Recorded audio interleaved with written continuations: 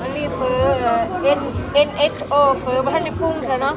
อันนี้เป็นข้าวเอาซีฟู้ดบ่ได้ปรุงเถื่อฮะโอ้ใช่วะเบิ่งไผก็กินเฟอพุ่นน่ะป้ามีถ้วยบักใหญ่บักใหญ่ กำลังปรุงเฟอ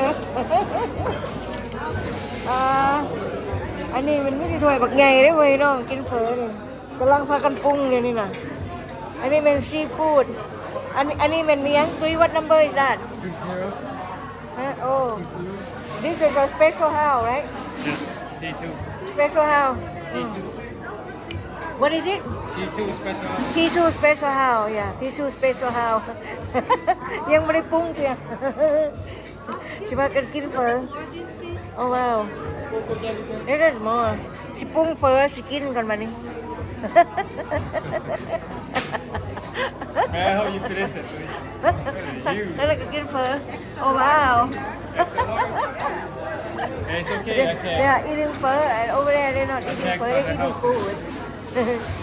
มีแต่ลูกหลานพ่อแม่พี่น้องนะมากินข้าวน้ำอ้ายน้ำน้องน้ำลูกน้ำหลานน้ำพ่อน้ำแม่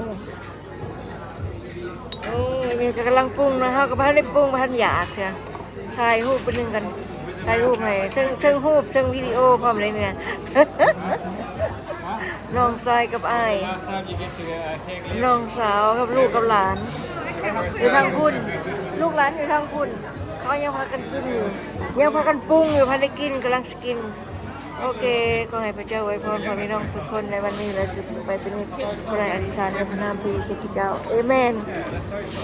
โอเคปรุงเฟอแบบนี้เนาะ